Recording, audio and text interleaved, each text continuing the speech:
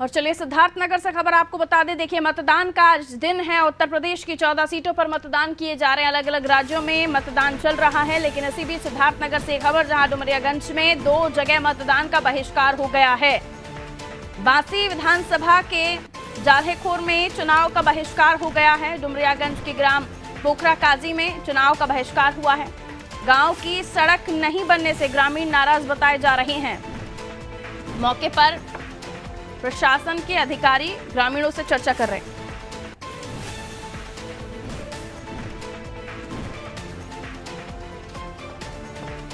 तो सिद्धार्थनगर से खबर, डुमरियागंज में 2 जगह मतदान के बहिष्कार की खबर है।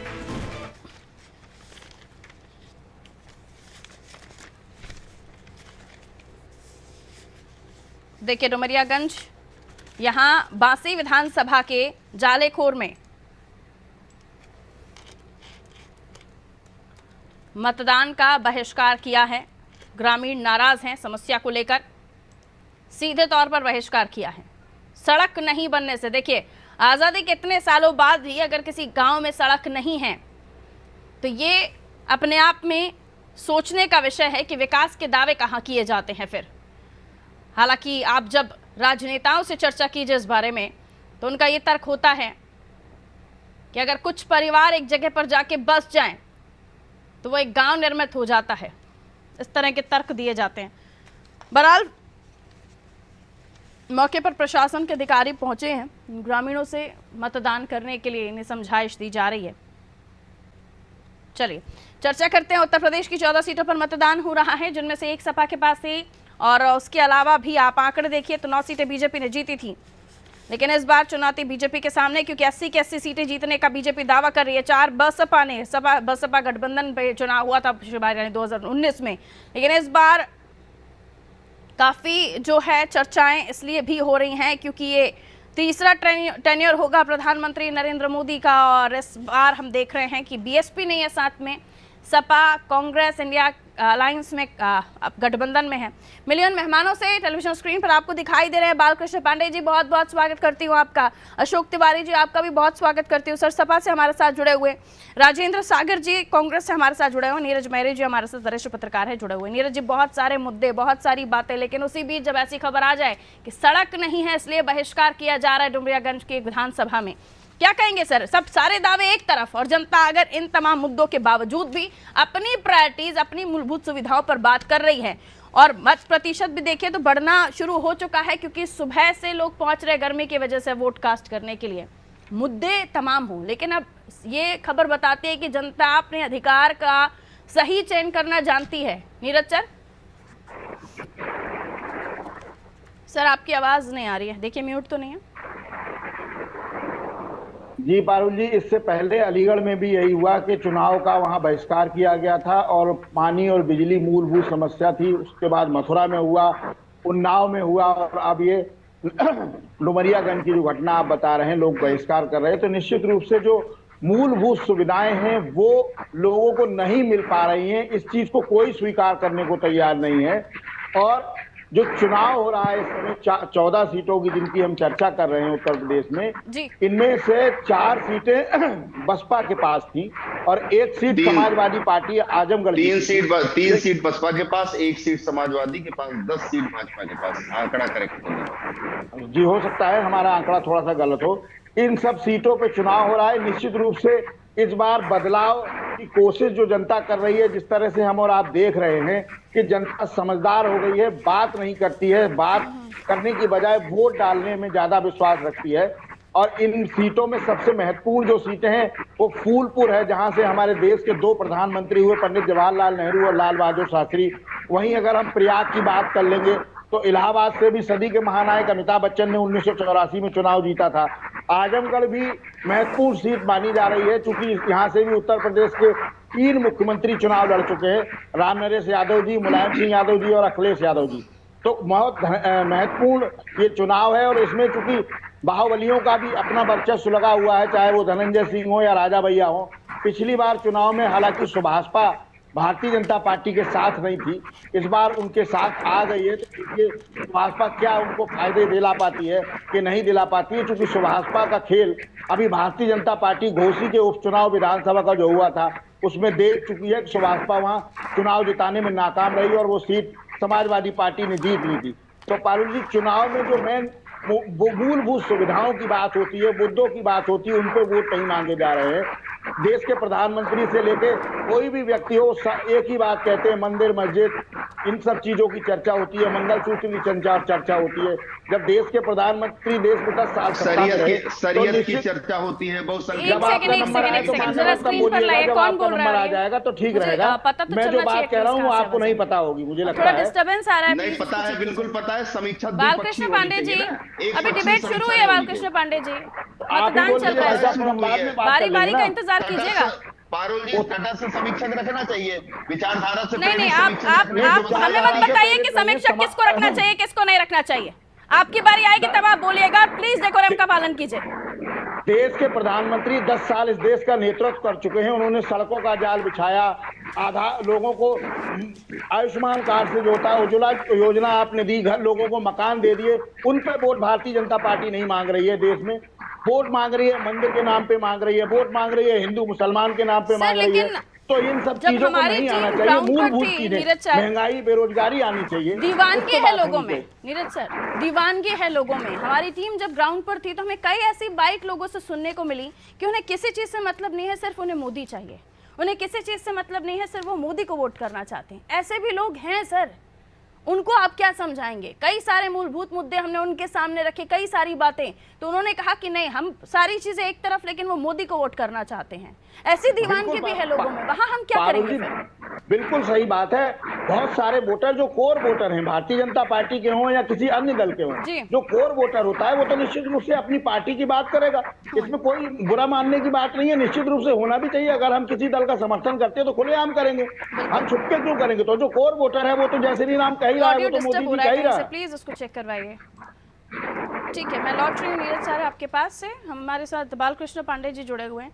बालकृष्ण पांडे जी, तमाम मुद्दे हैं और ये सच है कि ये चरण आते आते हमने देखा कि कई सारे मुद्दे हैं। इनमें बाहुबलियों की लड़ाई भी हम देखेंगे, उत्तर प्रदेश में उनके सियासी कदकाठी की लड़ाई, और उसके अलावा ये जो आपके वो दल हैं जो खासतौर पर जातियों को रिप्रेजेंट करते हैं, उनकी अग्नि परीक्षा है। इसके साथ ही सपा के सामने भी अग्नि परीक्षा है। लेकिन वहां वो दावा कर रहे हैं कि हम पूर्ण बहुमत से इंडिया अलायंस सरकार बना रहे हैं, वहां आप दावा कर रहे हैं कि 400 पार जा रहे हैं। अब विपक्ष का कहना है कि 5वें 6ठे चरण तक आते आते आप सीधे क्लियर लड़ाई हिंदू मुस्लिम की करने लगे हैं, और ये भी आरोप लग रहे हैं कि इस बार आपके पास से 400 पार की बात नहीं निकल रही। एक बार कहकर अडानी अंबानी फंस गए, अब आप वो भी नहीं कह रहे हैं, कहिए। देखिए पारुल जी, अग्नि परीक्षा इस देश के 2 शहजादों को देने के लिए, वो अग्नि परीक्षा लेने के लिए इस देश की जनता ने पहले से मन बना रखा है। अग्नि परीक्षा 2 शहजादे दे रहे हैं। उनका ताप इतना है कि दोनों शहजादे अग्नि में समाहित होते हैं या कुछ उनका अस्तित्व बचा रहता है। चुनाव इस बात का है। चुनाव निश्चित रूप से भारतीय जनता पार्टी विकास के अलावा किसी अन्य मुद्दे पे नहीं लड़ रही है। भारतीय जनता पार्टी ने जो काम इन 10 वर्षों में देश की उन्नति के लिए, देश की मजबूती के लिए, देश के आम जन को ऊपर उठाने के लिए किया है, चाहे वो आवास योजना हो, चाहे वो उज्ज्वला योजना हो, चाहे वो हर घर नल योजना हो, चाहे आयुष्मान कार्ड योजना हो, चाहे किसान सम्मान निधि की बात हो, उन्हीं मुद्दों पे भारतीय जनता पार्टी प्रधानमंत्री मोदी जी के नेतृत्व में इस देश का 2024 का लोकसभा चुनाव लड़ रही है।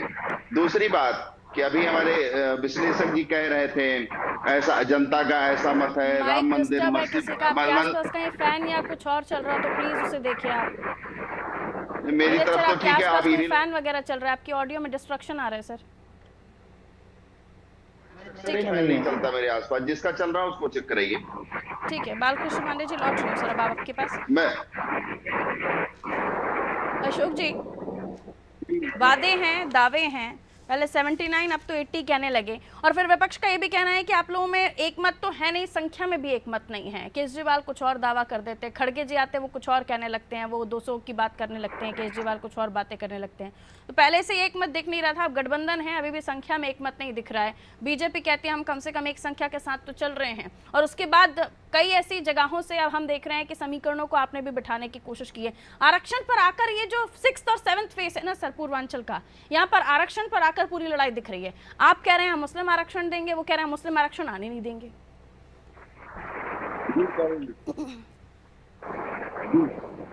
जी अशोक जी, ये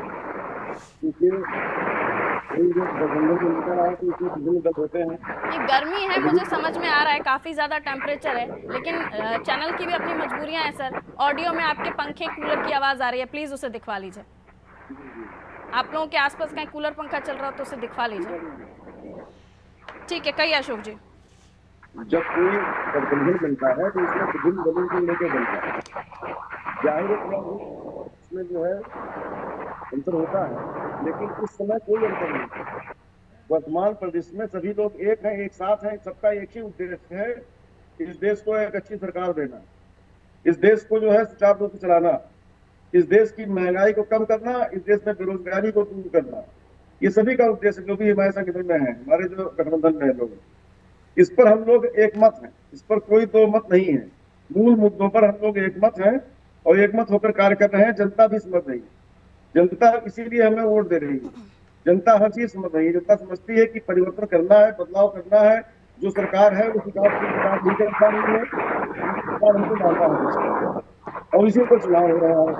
इस चुनाव को जो है चल होंगे और जो है भारतीय जनता पार्टी जैसा कि हमारे कह रहे थे कि वो मुद्दों पर काम करके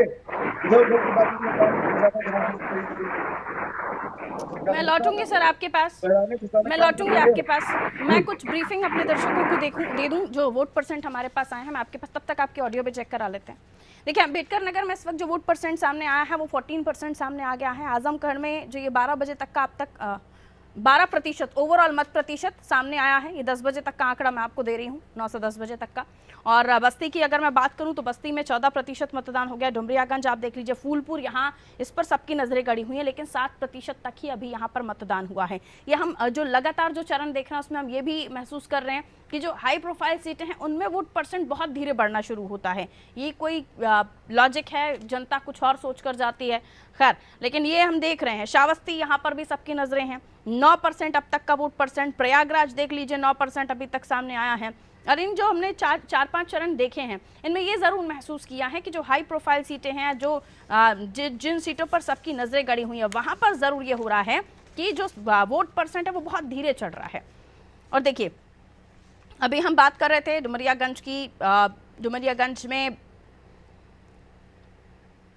जगदम्बिका पाल साहब हैं और भीषण शंकर और कुशल तिवारी चुनावी मैदान में हैं सपा से।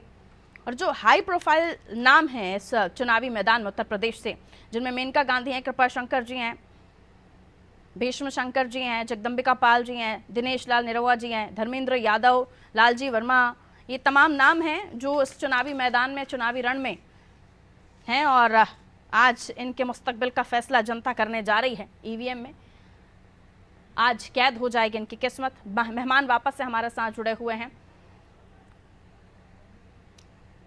अशोक जी, इन तमाम मुद्दों के साथ वही सवाल मेरा आकर खड़ा होता है बीजेपी और विपक्ष दोनों से कि ये इस बार जो 6वें और 7वें चरण की लड़ाई है ये सीधे क्लीन दिख रही है कि मुस्लिम हिंदू कर रहे हैं राजनीतिक दल।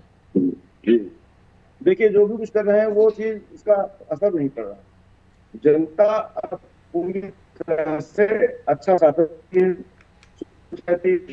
और जनता चाहती है कि महंगाई दूर हो, हमारे मुद्दों पर ध्यान दिया जाए, हमारी रोजी रोटी पर ध्यान दिया जाए, हमें भी मजबूत किया जाए। हमें जो है 10 किलो अनाज पर या 5 किलो अनाज पर निर्भर न रहना पड़े। अभी तो मजबूरी है कि 10 किलो अनाज आप कह रहे हैं हमें 10 किलो अनाज पर या 5 किलो अनाज पर निर्भर नहीं रहना चाहिए? हाँ बिल्कुल नहीं रहना चाहिए। ये तो फॉर टाइम बीइंग कहा है हमने ना, हमने तो फॉर टाइम बीइंग का जब तक हम स्थिति को संभालेंगे तब तक हम देंगे, जब स्थिति समझ जाएगी तो हम नहीं देंगे। सच्चाई ये है, सच्चाई ये है कि हमें देश को मजबूत करना चाहिए, हमें हर हाथ को काम देना चाहिए, हर हाथ को रोजगार देना चाहिए। इसमें लोग अमन। ठीक है राजेंद्र जी, आपका डिवाइस म्यूट कर लीजिए सर, आपके पास से बहुत वॉइस आ रही है। सर को फोन पर कनेक्ट कर लीजिए। राजेंद्र जी आप म्यूट कर लीजिए, आपके यहाँ से बहुत वॉइस आ रही है सर, आपको फोन पर कनेक्ट करवा रही हूँ। ठीक है नीरज जी वापस आ रही हूँ सर। मध्यम उद्योग और लघु उद्योग और मध्यम उद्योग को हमें जो है मजबूत करने की जरूरत है। आज हमें रोजगार देने के लिए तमाम तरह से उद्योग को भी बढ़ावा देना, कुटीर उद्योग को भी बढ़ावा देना चाहिए। ये तमाम चीजें हैं जो हमारी योजनाएं हैं और हम आगे इसको लागू करेंगे। अशोक जी, इतनी अच्छी अच्छी बातें करते हैं, आपके नेता मंच पर ये बातें क्यों नहीं दोहराते हैं? इस बार के चरण में तो मैंने बहुत ही कम ऐसा सुना होगा कि जो मूल मुद्दे हैं उन पर कोई बात कर रहा हो। सभी सिर्फ उन चीजों को लेकर बात कर रहे थे कि आपने कह दिया अरे ये बड़ा मुद्दा, इसकी काट ढूंढो। उसकी काट ढूंढने के लिए हर मंच से फिर हर नेता वही अपने संबोधन में बातें रख रहा है। तो ये राजनीति है, खैर आप लोग जो करते हैं। जी फारूक जी, हमारे राष्ट्रीय अध्यक्ष बराबर कहते हैं कि हर काम को रोजगार, हर हाथ को रोजगार देंगे हम, और नौजवानों को खास तौर से कहते हैं, नौजवानों के लिए खास तौर से वो बातें करते हैं। सवाल इस बात का है कि इसी पर हमको वोट मिल रहा है, हमारे राष्ट्रीय अध्यक्ष जी के व्यक्तित्व पर वोट मिल रहा है, उनके नेक नीति पर वोट मिल रहा है, उनके जो है अच्छे प्रशासन करने पर वोट मिल रहा है जो उन्होंने किया है। नीरज सर, वापस आपके पास आ रही हूँ। नीरज सर, पीडीए का भी टेस्ट होगा और अनुप्रिया पटेल, निषाद, राजभर, इनका भी टेस्ट होगा, जाहिर है। लेकिन आप ये जो अब बात कर रही है सपा कि हम क्योटो, जिसको वाराणसी को उन्होंने क्योटो नाम दिया है, ये कॉन्फिडेंस वाकई ये धरातल पर उतना आपको लगता है कि जो कॉन्फिडेंस सपा में है वो वाकई जिसको लेकर बात कर रहे हैं? क्योंकि सारी की सारी सीटें वो अकेले नहीं लड़ रहे हैं, उनका कॉन्फिडेंस कांग्रेस को भी लेकर है जिसका पिछली बार 2% वोट था, उनका कॉन्फिडेंस उनके बाकी जो लोग हैं उनको लेकर भी है। और पिछली बार जहां मार्जिनल फाइट थी उसको लेकर कॉन्फिडेंस तो समझ में आता है, उसको लेकर बीजेपी भी कॉन्फिडेंट में कि मार्जिनल फाइट थी वहां पर भी हम जीत रहे हैं। लेकिन सपा की बात मैं करूं तो 80 सीटें, पहले तो 79 की बात हो रही थी, अब 80 कैसे, हम क्योटो भी जीत रहे हैं ये कह रहे हो। देखिए, अभी चूंकि आज ईवीएम में फैसला यहाँ का बंद हो जाएगा और 4 तारीख को ये खोला जाएगा। पूर्वांचल की अगर हम बात करते हैं तो पूर्वांचल पे निश्चित रूप से यहाँ जातिगत आधार पे वोटिंग होती है और जाति प्रभावित है। यहाँ जाति के नाम पे यहाँ वोट ज्यादा से ज्यादा पड़ता है और खासकर मुस्लिम, यादव या अन्य जो जातियां हैं, चाहे वो पटेल समुदाय हो या राजभर समुदाय हो, और इससे यहाँ जो है बहुत ज्यादा मुद्दे हावी नहीं होते, यहाँ स्थानीय मुद्दे हावी रहते हैं। और अगर हम बात करते हैं तो यहाँ की सबसे बड़ी समस्या जो है वो बेरोजगारी है। बेरोजगारी पे कतई लोगों ने ध्यान नहीं दिया है और बेरोजगारी के कारण ही जो समाजवादी पार्टी दावे कर रही है अपने, वो केवल इसी दम पे कर रही है। हालांकि भारतीय जनता पार्टी जिस हिसाब से वहाँ दावे से दाल गलेगी क्या सर? कोई रोड मैप तो बताया नहीं जा रहा है किसी भी दल की वजह से कि आप यूपी को कहां से क्या लेकर देंगे? नहीं, वही चीज तो है, ये तो केवल दावे ही कर रहे हैं ना। इनके पास ना तो अभी सत्ता में है ये, कहीं ना प्रदेश में सत्ता में है ना देश में सत्ता में, तो ये गठबंधन को लेके अपने दावा कर रहे हैं। दावे के बाद और इनके पास कुछ नहीं है। दावे को जनता कितना स्वीकारती है, कितना सुनती है, ये अलग बात है। लेकिन भारतीय जनता पार्टी चूंकि प्रधानमंत्री की सीट बनारस आती है और बनारस के आसपास के इलाकों में भी प्रधानमंत्री की छवि और वहां के नाम को लेके और वहां की बातों को देखते हुए लोग प्रभावित रहते हैं। सबसे बड़ी चीज जो हम आपको बता दें कि जौनपुर को अगर हम जोड़ देते हैं तो धनंजय सिंह के आ जाने से निश्चित रूप से भारतीय जनता पार्टी ने वहां अपना दबदबा बढ़ाया है और वो सीट पे काफी मजबूत स्थिति में है। इसी तरह मछली शहर की बात करें तो मछली शहर सीट जो है पिछली बार 181 वोटों से भारतीय जनता पार्टी जीती थी, क्योंकि पहले 5000 बताया गया, फिर रिकाउंटिंग में वो टोटल मिला के 181 वोटों से ही जीत पाए थे। तो बहुत सारी सीटें ऐसी है जहां कम से कम मार्जिन पे जीत हार का फैसला हुआ था। और अब चूंकि राजा भैया ने न्यूट्रल होकर अपने मना कर दिया है, किसी भी दल का सपोर्ट नहीं कर रहे, लेकिन उनके लोग हालांकि समाजवादी पार्टी के साथ हैं और उनको वोटिंग भी कर रहे हैं। ऐसी जो जानकारियां आ रही, तो निश्चित रूप से बाहुबलियों का भी यहाँ दबदबा है और इससे काफी फायदा समाजवादी पार्टी को मिल सकता है। लेकिन भारतीय जनता पार्टी जिस तरह के अपने दावे कर रही है, तो जो बहिष्कार वोटों को हो रहा है उस पर बहुत चिंता की बात है। और वोट प्रतिशत जो अभी 7% सबसे कम फूलपुर में आया है और टोटल मिला के 12.33% उत्तर प्रदेश में वोटिंग हुई है, तो निश्चित रूप से पिछली बार की अपेक्षा थोड़ा सा कम है। पारुल जी, बिल्कुल, अभी लेकिन वक्त है, लेकिन गर्मी के भी दिन हैं और टेम्परेचर काफ़ी ज़्यादा है। 9 तपे की शुरुआत हो गई है, तो जनता अभी सुबह ही ज़्यादा निकलना मुझे लग रहा है कि शायद प्रेफर कर रही है। और कतारें हैं पोलिंग बूथ पर, कतारें हैं, वहाँ से भी तस्वीरें आ रही हैं। ठीक है, बालकृष्ण पांडे जी, योगी जी ने कल कहा पर्सनल लॉ ले आएंगे, तालिबानी शासन ले आएंगे, और फिर उसके बाद हम लगातार देख रहे हैं कि पश्चिम बंगाल से जो मुद्दा चलकर निकला, उसके बाद हाई कोर्ट का उस पर फैसला, जिसके बाद इस पूरे मामले को जैसे हर एक राज्य में अपने संबोधनों में आप लोग बात करने लगे हैं और फिर विपक्ष को इस तरीके से घेरा कि वो चाहते हैं, क्योंकि वो बार बार कह रहे थे कि वो आरक्षण खत्म नहीं करने देंगे, आपको खिलवाड़ नहीं करने देंगे, आप संविधान खत्म कर देंगे, इस तरह के आरोप लग रहे थे। तो उल्टा आपने उनकी बॉल उन्हीं पर दे मारी। ये जो मसले हैं जिस पर आप लोग अटैक कर रहे हैं, क्या कोई आरक्षण खत्म कर सकता है? कोई भी दल आके बात कर ले या संविधान में चेंजेस करने की बात कर ले, अगर वो भी आ गए तो क्या वो कर सकते हैं? तो ये बात ना वो कह सकते हैं ना वो आप कह सकते हैं। तो तालिबानी शासन आ जाएगा, पर्सनल लॉ ले आएंगे, ये सब मंचों से कहकर आप ध्रुवीकरण की कोशिश नहीं कर रहे? कांग्रेस का घोषणा पत्र अगर आपने ठीक से पढ़ा होता, दो बातें हैं कांग्रेस, आपकी जानकारी के लिए भी ये जानना आवश्यक है कि हम बहुसंख्यकवाद को खत्म करेंगे। कांग्रेस के घोषणा पत्र में बहुसंख्यकवाद को कम करेंगे और उसको खत्म करेंगे, एक पक्ष। दूसरा कहते हैं कि हम पर्सनल लॉ को तरजीह देंगे। तो मुझे लगता है कि बहुसंख्यकवाद अगर हम भारत के संदर्भ में बात करते हैं तो यहाँ तो बहुसंख्यक में हिंदू है और हिंदुओं की अस्मिता को अगर गिराने का काम ये इंडी गठबंधन कांग्रेस के नेतृत्व में ये बात होती है, तुष्टीकरण ये है। दूसरी बात कहते हैं कि हम पर्सनल लॉ को लागू करेंगे। तो पर्सनल लॉ हिंदुओं का तो है नहीं, हिंदू अपने संविधान में भरोसा करते हैं, चाहे वो आर्टिकल 14 हो, आर्टिकल 19 हो, 21 हो, उसमें भरोसा करते हैं। पर्सनल लॉ की जब बात आती है तो बात शरीयत की है और ये शरीयत लागू करने की बात है। साहबानो केस में 86 में कांग्रेस इसको पूर्व में कर भी चुकी है सुप्रीम कोर्ट के निर्देश के बावजूद भी। तो निश्चित रूप से कांग्रेस के एक प्रधानमंत्री का वक्तव्य भी है, जो मनमोहन सिंह जी का वक्तव्य है कि इस देश के संसाधनों में पहला हक मुसलमानों का है। तो जो 47 में कांग्रेस ने करवाया वो क्या था? तो कुल मिला के तुष्टीकरण की राह पे कांग्रेस सदैव से रही है।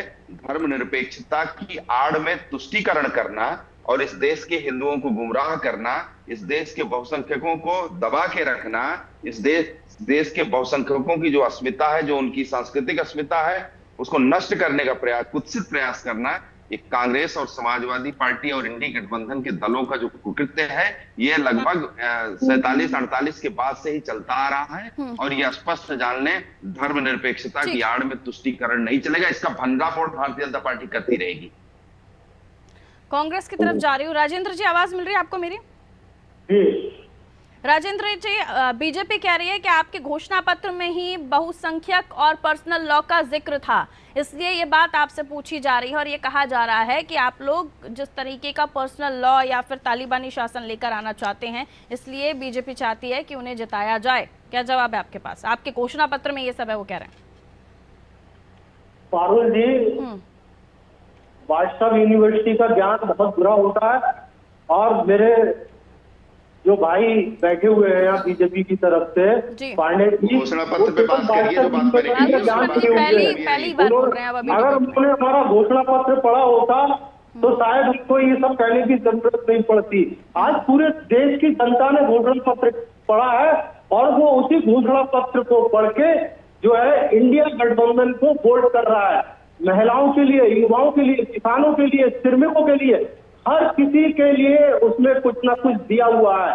30 लाख नौकरियां सरकार, इंडिया गठबंधन की सरकार बनते ही 15 अगस्त से जो है उसकी प्रक्रिया शुरू हो जाएगी। अगर इन्होंने घोषणा पत्र पढ़ा होता कांग्रेस का तो ये जो है इस तरीके की बात ही नहीं करते। उस घोषणा पत्र को पूरे देश की जनता ने पढ़ा है, इसलिए उससे इंडिया गठबंधन पे भरोसा हो गया है और पूरे देश की जनता जो है इंडिया गठबंधन को आज वोट कर रही है। पहली बात।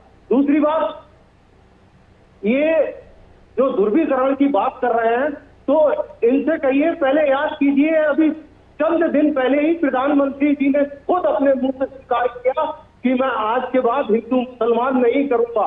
अगर वो ध्रुवीकरण की बात नहीं करते, हिंदू मुसलमान की बात नहीं करते, बंगाल में आपके गठबंधन दल तो वो ये टीएमसी ममता बनर्जी ने तो बहुत पहले से इसकी शुरुआत कर दी थी। तो ये जनता को समझाइए कि शुरू करने वाले कौन थे। मुस्लिम नाम यदि आता है तो आप उसको मुस्लिम और हिंदू तुष्टीकरण बता देते हैं। एक सेकंड बारी बारी से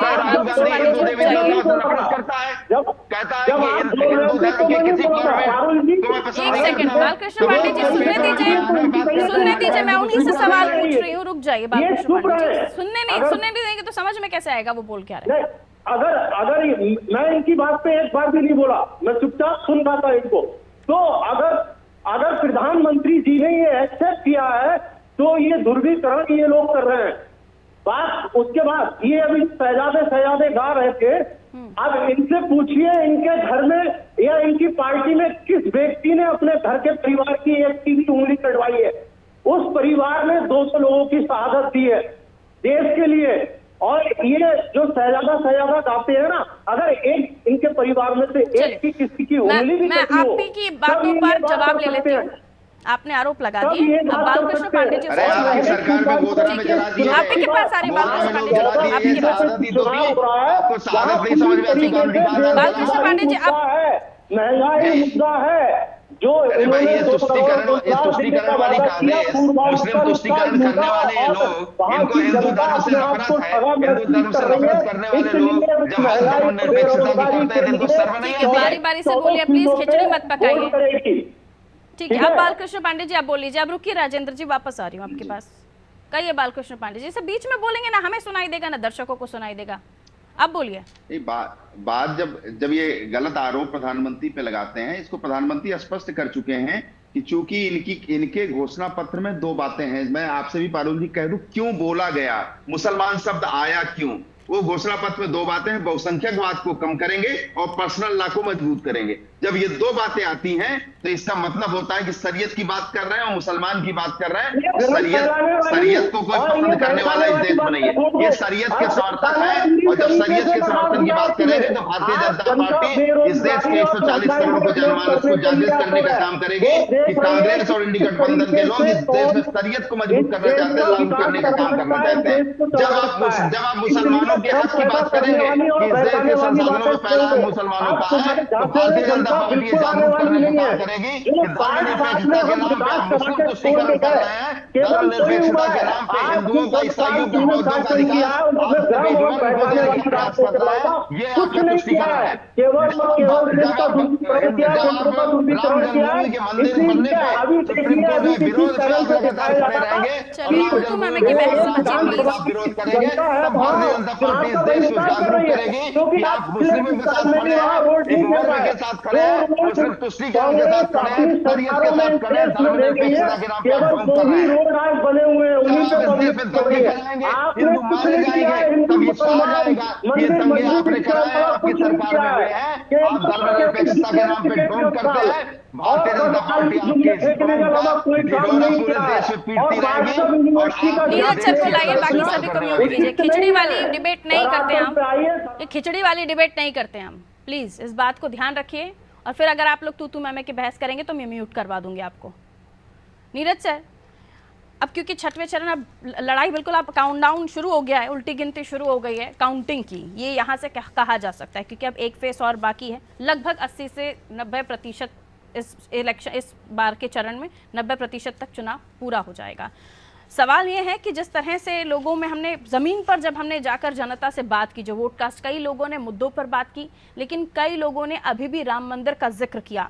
और राम मंदिर के मामले में विपक्ष फंस जाता है तब जब प्राण प्रतिष्ठा पे इनविटेशन वाली बात आती है, जब राम मंदिर के अस्तित्व की बात आती है, राम सेतु के अस्तित्व की बात आती है, यहाँ पर जाकर विपक्ष फंस जाता है। और ये भी हमें भूलना नहीं चाहिए कि हमारे देश में बड़ी आबादी है जो सनातन को मानती है, बड़ी आबादी है जो इन सब चीज़ों में विश्वास रखती है, आस्था रखती है। और जब ऐसे मुद्दों पर बात होने लगे और जनता जब आपसे पूछने लगे कि क्यों आपने विश्वास नहीं जताया, राम सेतु का अस्तित्व नकार दिया, आपने राम मंदिर की प्राण प्रतिष्ठा का इनविटेशन नकार दिया, तो वहां पर आपको लगता है क्योंकि बड़ी आबादी इन सब चीज़ों में विश्वास रखने वाली, ये फर्क करता है इन सब चीज़ों में, ये किसी तरह से इफेक्ट करेगा वोटर्स के माइंड को?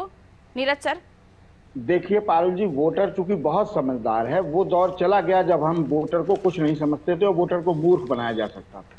वोटर किसी भी मुद्दे पे बात नहीं कर रहा है, अगर आप बात कर रहे हैं तो बातों को घुमा जाता है। वोटर अपना बटन दबाकर जवाब दे रहा है और अपनी मनमर्जी की सरकार चुनने में लगा हुआ है। वोटर कहीं आपको नहीं दिख रहा है। आप देखिए, हर आदमी की रैली में भी भीड़ हो रही है, जनता भीड़ में जा रही है, चाहे मोदी जी का रोड शो हो, चाहे प्रियंका गांधी का रोड शो हो, चाहे राहुल गांधी का, चाहे अखिलेश यादव का। रोड शो में भीड़ हो रही है, लेकिन वोट और परसेंटेज कहाँ खड़ा है? वहीं की वहीं खड़ा है। वोट और परसेंटेज बढ़ाने में लोग नाकाम है। इलेक्शन कमीशन प्रयास कर रहा है, हम और आप भी प्रयास कर रहे हैं कि वोट प्रतिशत बढ़े, लेकिन नहीं बढ़ पा रहा। दूसरी बात, अभी 1 हफ्ता पहले ही सारे देश के टीवी चैनलों ने एक रिपोर्ट दिखाई थी, जो मुझे लगता है कि आपने भी देखी होगी, कि एक रिपोर्ट में ये दिखाया गया था 1956 से लेकर 7.5% लगभग 7 कुछ परसेंट हिंदू घट गया है और 48 कुछ परसेंट मुस्लिम इस देश में बढ़ा है। ये हमें नहीं पता है, आपको भी पता नहीं होगा, लेकिन ये एक रिपोर्ट सारे देश के टीवी मीडिया ने दिखाई। ये रिपोर्ट कहां से आई?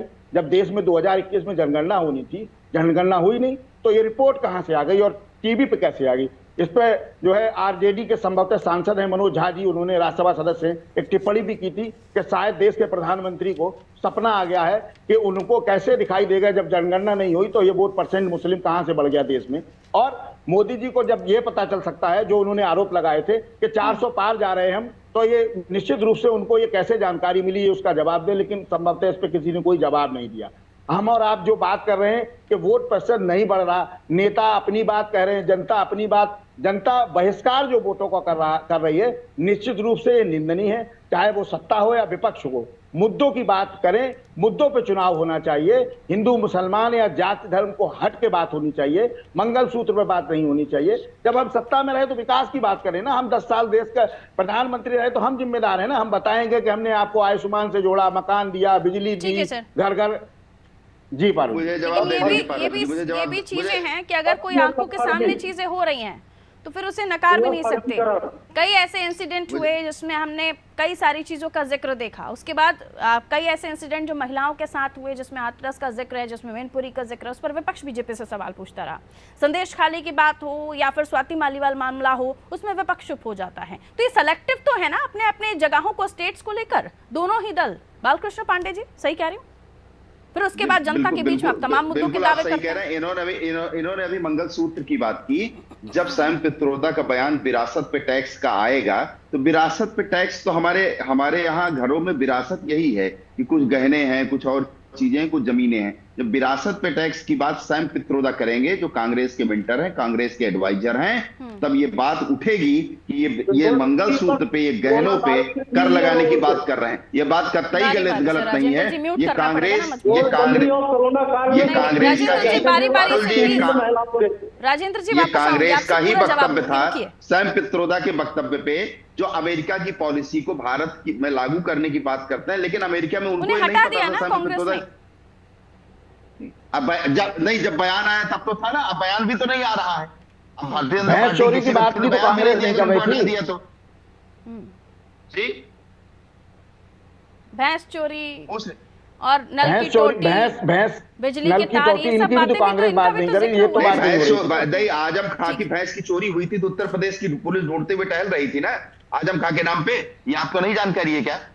नहीं, सबको जानकारी है, लेकिन सबको नहीं बता दी। हमें तो जानकारी है, हम तो बता ही रहे हैं आपको। हाँ, बिल्कुल जानकारी है। मुजफ्फरनगर के दंगे में 80,000 परिवार पलायन कर गए। 200 से ज्यादा दंगे समाजवादी पार्टी की सरकार में हुए। सजा भोग रहे हैं आजम खान को। भैंस चोरी पे पुलिस लगाई रही थी, उसी सजा भोग रहे हैं आजम खान। पिछले 7 साल में उत्तर प्रदेश की सरकार में कहीं कोई दंगा नहीं हुआ, ये भी आपकी जानकारी में होगा। उत्तर प्रदेश में थाने से आपराधिक खींच के समाजवादी पार्टी कार्यकर्ताओं के द्वारा ले जाए जाते तो वो भी नहीं हो रहा है। अगर इन्वेस्टमेंट समिट इतनी बड़ी हुई थी, ये भी उत्तर प्रदेश में हुई। 3 एक्सप्रेस वे बने उत्तर प्रदेश में बड़े स्तर पे, वो भी काम हुए। ये आप नहीं बोल पाएंगे क्योंकि आपका विश्लेषण एक व्यवस्था से जुड़ा हुआ है, एक मानसिकता से जुड़ा हुआ है। तो चूंकि आपको विकास उस वैचारिक मानसिकता में ये दिखता है। इन्वेस्टर समिट में कितने उद्योग उत्तर प्रदेश में लग गए? जरा 2 के 10 के नाम बता दीजिए हमको। इन्वेस्टर मीट में कितने उद्योग लग गए? जरा 10 के नाम बता दीजिए हमको। समाजवादी पार्टी का मैं प्रवक्ता नहीं हूँ जो आप मुझे जवाब दे रहे हैं। आपसे मैं पूछ रहा हूँ, आपने बताया इन्वेस्टर समिट हुई, 3 इन्वेस्टर समिट में 10 उद्योगों के नाम बता दिए। कितने 10 उद्योग आ गए? कौन से 10 उद्योग आ गए? मेरा जवाब सुनिए, बोलते मत रहिए आप। यही समाजवादी पार्टी थी जो प्रतापगढ़ की एटीएल फैक्ट्री को बेच दिया। 87 करोड़ रुपए भारतीय जनता पार्टी ने कोर्ट में जमा करके एटीएल फैक्ट्री जो प्रतापगढ़ में है, जहां प्रताप ट्रैक्टर, एयरपोर्ट बिक गया, रेल बिक गई। ये अब नहीं दिख रहा आपको? एक चीज की आप बात कर रहे हैं, 2 गुना हो गया। कहाँ बन गया? अरे कैसी बात कर रहे हैं यार? क्या बात करते हैं? आपको क्या बात कर रहे हैं आप? नहीं, हमें कोई जानकारी हो तो आप करिए ना। देश में अर्थशास्त्री केवल आप ही हैं, दूसरे आदमी नहीं अर्थशास्त्री कोई है। चलिए, मुझे सपा कांग्रेस के पास भी जाना है। रुक जाइए, सभी को समय देना पड़ेगा सर, सभी अपनी बारी बारी से बात करें। बिल्कुल, आप हमें बताएंगे पत्रकारिता क्या है, आप हमें बताएंगे। जब आप गलत बात करेंगे, गलत अशोक जी, आप पहले अपनी जानकारी करेक्ट कर लीजिए। आपको सुनना पड़ेगा। बिल्कुल गलत आरोप नहीं है, सही आरोप आप मुझे बता दीजिए। 3 बार इन्वेस्टर समिट हुई, 10 इंडस्ट्री के नाम बता दीजिए जो कौन जोन से लग गए हो आपके पास। क्या बात करते हैं आप? 10 इंडस्ट्री के नाम बता दीजिए ना, 10 इंडस्ट्री के नाम बता दीजिए। प्लीज रुक जाइए, बाकी मेहमान भी वेट कर रहे हैं, उनको भी हमें मौका देना है बोलने का। दोनों रुक जाइए, दोनों को म्यूट कीजिए और बारी का इंतजार कीजिए प्लीज। अशोक तिवारी जी, क्या कहेंगे? कई सारे आरोप बीजेपी की तरफ से भी उठ रहे हैं कि चुनावी समय में कई सारे मुद्दों को हवा मिलती है, लेकिन उसके इतर जब वो बात करते हैं तो वो बताते हैं कि उन सब चीजों का जिक्र क्यों हुआ। अशोक जी। हाँ, आपकी बात सुन नहीं पाया। अशोक जी, तमाम मुद्दे अपनी जगह हैं, लेकिन बीजेपी ये बता रही है कि ये सारे मुद्दे जिसको लेकर आप लोग बोल रहे हैं कि मन से प्रधानमंत्री नरेंद्र मोदी इन सब बातों का जिक्र कर रहे हैं, जिनमें मंगलसूत्र, भैंस और बिजली के तार, टोटी और उसके अलावा और भी चीज़ों का जिक्र हुआ, उनके पीछे की वजह बता रहे हैं वो क्यों हुआ। और मेरा भी सवाल ये था कि क्यों आखिर सेलेक्टिव हो जाते हैं आप स्टेट्स में हो रहे क्राइम को, कि आपके स्टेट में अगर वो क्राइम हो रहा है तो मान हो जाइए, अगर दूसरे स्टेट में अगर बीजेपी की गवर्नमेंट है तो वहां पर आपको सब दिख रहा है। क्राइम तो क्राइम होता है, उसमें सेलेक्टिव स्टेट वाइज कैसे हो जाते हैं आप लोग? देखिए, क्राइम में कोई सिलेक्टिव नहीं होना चाहिए। और जहाँ पे दूसरी बात है कि तो भाजपा के प्रवक्ता की बात है, उनकी प्रवक्ता की बात को मैं जनता पे छोड़ देता हूँ। इस समय चुनाव हो रहा है, जनता बहुत जागरूक है, उनकी हर बात को जनता समझती है और जनता उसका जवाब दे रही है अपने बैलेट के माध्यम से। जी, सच्चाई ये है कि हमने जो प्रस्तुत किया है अपना रोड मैप, वो प्रस्तुत किया है कि हम हर गरीब को काम देंगे। हम लगभग जो है हर स्तर पर, चाहे लघु उद्योग हो, चाहे मध्यम उद्योग हो, चाहे बड़े उद्योग हो, किसी में हम समानता रखेंगे और सबको समान अवसर देंगे। ये नहीं कि कुछ ही व्यापारी, कुछ ही उद्योगपतियों को आगे कर देंगे, सभी को मौका देंगे, रेस में मौका देंगे और रेस होगा और उस रेस में जो आगे जाएगा। ठीक है, हम हर हाथ को काम देने का प्रयास करेंगे। हम किसानों को विशेष सुविधाएं देंगे, किसानों का कर्जा माफ करने के साथ साथ उनको जो है एमएसपी गारंटी भी दे रहे हैं। हम चाहते हैं जब कृषि उद्योग हमारा आगे बढ़ेगा तब सभी उद्योग आगे बढ़ेंगे। कृषि आधारित हमारा देश है। हमारा देश में जब तक किसान, वो कहते हैं आप जिन गठबंधन जिन दलों के साथ हैं अशोक जी, उन्होंने जिन स्टेट में गवर्नमेंट रही वहां पर वादे नहीं निभाए, जिसमें किसान कर्जे की बात हो या फिर बेरोजगारी भत्ता देने की बात हो, नौकरी अगर देने की बात, एमएसपी की बात स्टेट में लागू हो सकता है। अगर आप कानून दुरुस्त करने की बात, लॉ एंड ऑर्डर की बात करें तो जो स्टेट्स में हो सकता है। आप जिन गठबंधन दलों के साथ हैं, आपके कांग्रेस की बात हम कर लें, उनकी स्टेट्स में गवर्नमेंट है, उनसे भी सवाल पूछे जाते हैं, फिर कैसे निभाएंगे? आप नौकरी की बात कर रहे हैं, राज्य में कैसे निभाएंगे? राज्य में आपकी सरकार है नहीं, केंद्र में अलायंस आ गया तो भी रोड मैप नहीं बता रहे हैं कि कैसे करेंगे। मैं जवाब दूं आपको। जी पारुल जी, देखिए, ये चुनाव हो रहा है, केंद्र का चुनाव हो रहा है, राष्ट्रीय चुनाव हो रहा है। इसमें 10 साल की सरकार देखी जनता ने और हमें भी देखा जनता ने। वादा निभाने की नीयत सर। अरे बोलने दीजिए, पीछे रोक देंगे किसे बोलूंगा। हमें भी देखने का मौका संसार, ये जनता चाहती है। जनता चाहती है कि बदलाव चाहती है, परिवर्तन चाहती है। ये चाहती है विभिन्न दल जो एक साथ इंडिया गठबंधन में आए हैं उनको भी मौका दिया जाए। समाजवादी पार्टी भी इसमें प्रमुख भूमिका में है, इसमें उत्तर प्रदेश में, और कांग्रेस भी है। सभी लोग हैं, सभी को मौका देना चाहती है। हमारा रोड मैप बता रहे हैं आपको हम कि हम खुशहाली चाहते हैं देश में, किसानों की खुशहाली चाहते हैं देश में, नौजवानों की खुशहाली चाहते हैं देश में, पिछड़े वर्ग की खुशहाली चाहते हैं देश में। हम आज दलितों के साथ हैं, दलितों को आगे बढ़ाना चाहते हैं। इसके लिए हम कुटीर उद्योग से लेकर के, मध्यम उद्योग से लेकर के और सरकारी नौकरियों से लेकर के सभी तरह से खुशहाली चाहते हैं। महंगाई भी कम करना चाहते हैं। आइए पांडे जी को दिखाइए। आपकी बातों का जवाब पांडे जी से लूंगी, उसके बाद कांग्रेस के पास भी जा रहे हैं, क्योंकि सत्ता में जो पार्टी उसी से जवाब होगा। भाजपा को बहुत देखा, भाजपा को 10 साल मौका दिया, 10 साल में कुछ नहीं कर पाई भाजपा। अब जो है आने वाले समय में 2024 का चुनाव में इंडिया गठबंधन को जितने वर्ष आपकी सरकार रही, चाहे वो मुलायम सिंह जी की रही हो, चाहे अखिलेश यादव जी की, ठीक उत्तर है, 80 जीतने जा रहे हैं, चोटों की जीतने जा रहे हैं। चोटों में भी चुनाव हमारी तरफ झुकता चला आ रहा है धीरे धीरे। ठीक है सर जी, कहिए लालकृष्ण पांडे जी।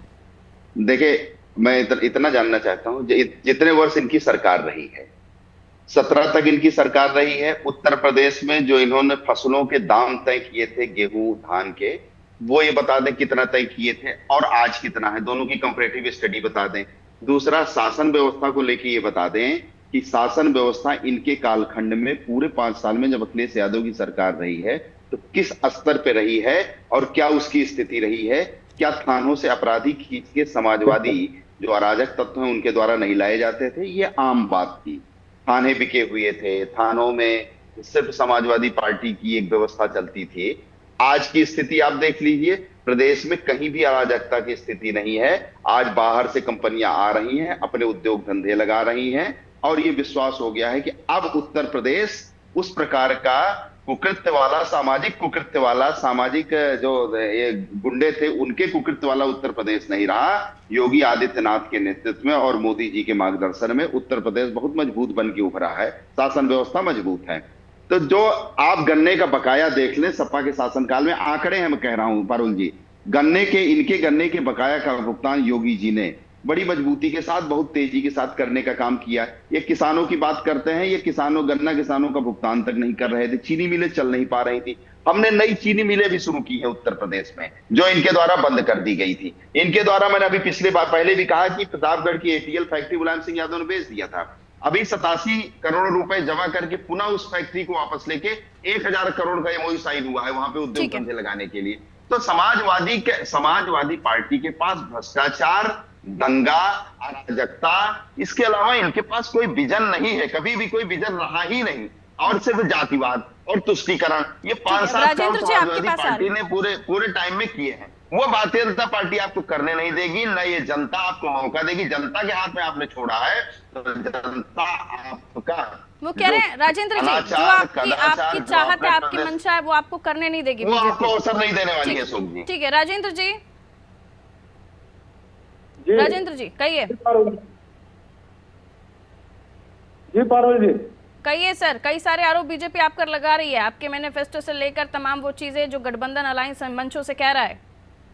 देखिए, ये जैसे एक दवा कंपनी का एमआर होता है, उसको जितना सिखा के भेजा जाता है बस वो उतना ही मिलता है। इनमें भी जितनी चाबी भरी जाती है ये अपनी बात करेंगे। इनको दीन दुनिया से कोई मतलब नहीं है, प्रदेश से कोई मतलब वापस आ जाऊंगी आपके पास, आपको बोलने के लिए जवाब आप ही से लेंगे ना सर। एक सेकंड, बालकृष्ण पांडे जी को म्यूट कीजिए, बारी से अपनी बात है कि मैं अभी आपको बताऊं, बरेली के अंदर नवाबगंज तहसील है, वहाँ एक आवाज नहीं जा रही है। बालकृष्ण पांडे जी रुकिए, मैं जवाब आप ही से लेने आऊंगी, थोड़ा सा रुक जाइए बालकृष्ण पांडे जी, जवाब आप ही से लेने आऊंगी, रुकिए, अभी आवाज नहीं आपकी लाइन पे। उत्तर प्रदेश के अंदर बरेली में एक तहसील है नवाबगंज, वहाँ एक दलित व्यक्ति जो चौकीदारी करता है, वो जो है इंडिया गठबंधन के पक्ष में वोट देता है। इतनी कानून व्यवस्था इनकी दुरुस्त है, और उसको जो है एसडीएम के कार्यालय में वहां सामने ही उसको बुरी तरीके से लात घूंसों से पीटा जाता है। ये इनकी कानून व्यवस्था है। खुले आम गोलियां चलाई जाती हैं, ये इनकी कानून व्यवस्था है। अभी कल कानपुर का ही एक किस्सा है जहाँ खुलेआम गोलियां चलाई मैंने कहा था राजेंद्र जी, सेलेक्टिव क्यों हो जाते हैं? है क्या पारुल जी? दिल्ली में स्वाति मालीवाल पे आप चुप हो जाते हैं, संदेश खाली आप जाते नहीं हैं, क्यों चुप हो जाते हैं? सेलेक्टिव क्या उन राज्यों में अस्मिता, किसी भी महिला की अस्मिता है, उन राज्यों में खत्म हो जाती है जहां आपको चुप होना हो जाता है? पारुल जी, संदेश खाली का मसला भी अभी देखिए खुल गया। स्वाति मालीवाल केस पर बोलिए ना, वहां क्यों चुप हो जाते हैं? पूर्व नियोजित दंगा कराया स्वाति मालीवाल पर बोलिए, क्योंकि वो औरत नहीं है, वो महिला नहीं है। मणिपुर में इतने सवाल उठ चुके थे कि मोदी सरकार और खुद प्रधानमंत्री उसका जवाब नहीं दे पा रहे थे, इसलिए उन्होंने आप मणिपुर के साथ, अगर वो मणिपुर पर नहीं बोल रहे हैं तो आप स्वाति मालीवाल पर चुप हो जा रहे हैं। और जांच चल रही है, पूरी तरीके से खुल के सामने आ जाएगा कि आखिर जो है क्या मुद्दा था। अब रह गई छठे चरण के उत्तर प्रदेश में चुनाव की बात, जो 14 सीटों पे चुनाव हो रहा है आज उत्तर प्रदेश में। उत्तर प्रदेश में अभी 5 चरणों के चुनाव में एक बात बताइए, बीजेपी जो छठे और 7वें चरण में मुद्दा उठाए मुस्लिम आरक्षण हाफ हो गई, और अभी बचा हुआ छठा और 7वें चरण में बीजेपी पूरी तरीके से साफ होने जा रही है, क्योंकि 2014 में आए थे। अरे कंटिन्यू मत बोलिए ना राजेंद्र जी, सवाल भी तो सुनिए। मुस्लिम आरक्षण की बात हो रही है, आप किसके साथ हैं? नहीं, अभी कोई बात ही नहीं हो रही है। अरे ये कैसे तो नहीं बात हो रही है? एसटी हसन साहब तो बोल कर गए, लालू प्रसाद यादव जी बोल रहे हैं। भ्रमित करना चाह रहे हैं, इनके पास कोई मुद्दा नहीं है। अरे ये बोल जिस तो रहे हैं ना, तरह आप बताइए आप कहाँ पर खड़े हैं इस मामले में? आप किसके साथ हैं? लालू प्रसाद यादव के साथ हैं? इसलिए ये जनता को भ्रमित कर रहे हैं। तो भ्रमित कर, ये बातें हो कहाँ से रही हैं? ममता बनर्जी वाले आरक्षण के साथ किसके साथ हैं? क्या? अरे बीजेपी वालों को अपनी अरे तो आप अपनी बात तो बताइए, आप किसके साथ हैं? इनकी कौन सी भैंसे पारुल जी शरीयत के साथ है, मुस्लिम आरक्षण के साथ है। आप किसके साथ हैं? अभी मुस्लिम आरक्षण की बात करते हैं। तो कौन कर रहा है? कहाँ से निकली ये बात? बचा नहीं है, इन्होंने कोई 10 साल में काम किया नहीं है, इसलिए ये इस तरीके की ऊल जलूल फिजूल बातें कर रहे हैं और ये बिल्कुल भी शोभा नहीं देता है एक देश अच्छा, मुस्लिम आरक्षण ऊल जलूल फिजूल है? एक स्टैंड तो लीजिए प्रभु। और चुनावी सभाओं में कुछ बोले, संसद में कुछ बोले, ये किस तरीके की राजनीति? मुस्लिम आरक्षण ऊल जलूल फिजूल है आपने कहा, रिकॉर्ड कर लूं? आपने कहा मुस्लिम आरक्षण ऊल झलूल फिजूल है, रिकॉर्ड कर लूं? नहीं, मैं चाहता हूँ कि ये फिर नहीं? ऊल जलूल फिजूल बातें कभी बहस कभी हाँ तो मुस्लिम आरक्षण के साथ है आप या नहीं है? तो फिर प्रचार क्यों कर रहे हैं उन सब चीजों का? 10 साल में इनने जनता को भ्रमित किया है और जो जनता ने देखिए अभी हकीकत ये है नीरज सर, रुक जाइए, कि वोट परसेंटेज क्यों नहीं बढ़ रही है? मंचों से कह देंगे और जनता को उसके तर्क और तथ्य ना बताएंगे। दीजिए, मैं आपको बताता हूँ अभी कि वोट परसेंटेज क्यों नहीं बढ़ पा रहा है। नीरज सर, 2014 में कमीशन के हिसाब से क्या क्या सपने जो दिखाए थे? बैकवर्ड हैं मुस्लिम्स में भी, उनको पहले से भी दिया जाता है। ईडब्ल्यूएस की बात हो या फिर एसटी की बात हो, और अब हम देख रहे हैं तमाम योजनाओं का फायदा मिलता है इसमें। कोई जाति देखकर तो कोई फायदा दिया नहीं जाता, चाहे किसी की भी सरकार रही हो। और अब जब हम आरक्षण की बात कर रहे हैं, ममता बनर्जी सरकार, वहां से इसलिए मामला उठा क्योंकि 65 जातियां उन्होंने शामिल की मुस्लिमों की, जो ओबीसी में, वहां से, और 6 जातियां महज हिंदुओं की थी, तो वहां पर कोर्ट को कहना पड़ा।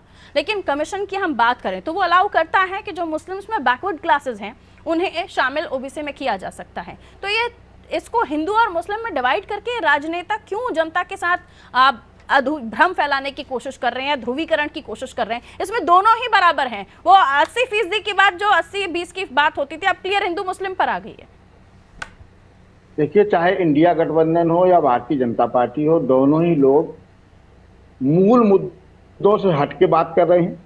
आरक्षण की बात तब होनी चाहिए, जो मुझे लगता है कि पहले देश में जनगणना हो कि किस जाति का, जातिगत जनगणना हो, किस जाति का कितनी हिस्सेदारी, जिसकी जितनी हिस्सेदारी उसकी उतनी भागीदारी, उस हिसाब से तो आरक्षण दिए जाना संभव है।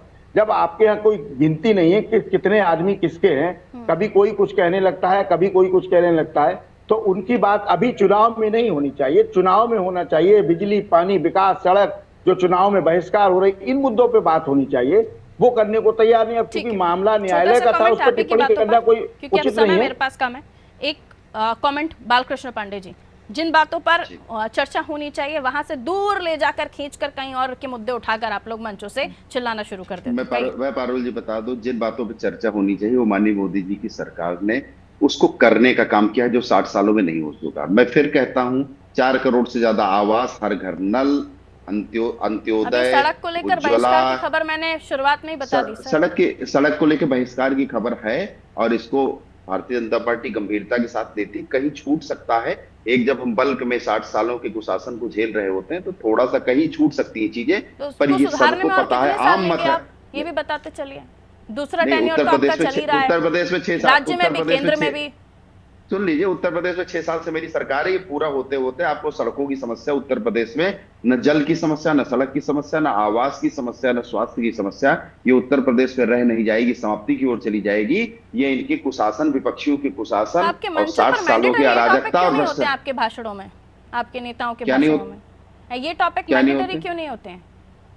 नहीं, मैंडेटरी पूरा चुनाव ही हमने विकास के मुद्दे पे लड़ा, लेकिन जब ये तुष्टीकरण करेंगे धर्मनिरपेक्षता की आड़ में, तो मुझे बोलना पड़ेगा ना कि तुष्टीकरण कर रहे हैं। आप कह दीजिए इनको तुष्टीकरण का अवसर देते ना। एक छोटा सा जवाब अगर आपकी अशोक जी, बहुत स्मॉल सा आंसर, बहुत स्मॉल सा आंसर कहिए।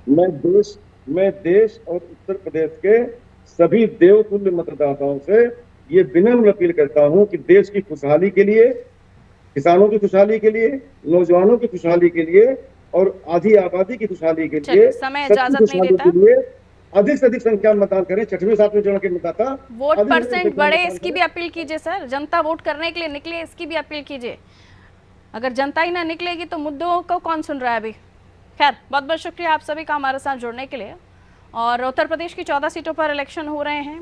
काफ़ी हाई प्रोफाइल चेहरे हैं इस चुनावी मैदान में भी। हम देखें तो संबित पात्रा चुनावी मैदान में है, मनोज तिवारी चुनावी मैदान में है, और हम उत्तर प्रदेश की बात करें तो मेनका गांधी चुनावी मैदान में हैं, और भी कई ऐसे नाम हैं जो हाई प्रोफाइल हैं। लेकिन आजमगढ़ पर भी नज़र है, जौनपुर पर भी नज़र है लोगों की, और उसके अलावा जगदम्बिका पाल, दिनेश लाल निरहुआ, इनकी भी सीट पर तो नज़र है, और यादव परिवार के सदस्य धर्मेंद्र यादव चुनावी मैदान में, उनकी सीट पर भी नज़र है। हर सीट पर है हमारी नज़र। अपडेट आपको हर सीट से दे रहे हैं। वोट परसेंट आपकी टेलीविजन स्क्रीन पर आपको दिखाई रहे थे, और उसके अलावा चर्चाएं, वो सवाल जो जनता के मन में हैं, वो हम उन राजनेताओं से पूछ रहे हैं जिन्हें जवाब देना पड़ेगा और ये बताना पड़ेगा कि जनता के मुद्दों से इतर आप हर बात कर रहे हैं, लेकिन मूलभूत सुविधाओं की भी बात होनी चाहिए। और उसी बीच बहिष्कार भी हुआ, जो हमने आपको खबर बताई जौनपुर की विधानसभा से, लेकिन डुमरियागंज की विधानसभा से, और इस तरह की और भी ऐसी खबरें निकलकर सामने आ रही हैं जो हम आप तक पहुंचा रहे हैं। इलेक्शन है, मतदान हो रहे हैं, अभी तक वोट कास्ट नहीं किया, और आपके संसदीय क्षेत्र में चुनाव है, तो ज़रूर जाइए, अपने अमूल्य मत का प्रयोग ज़रूर कीजिए। दीजिए इजाज़त, नमस्कार।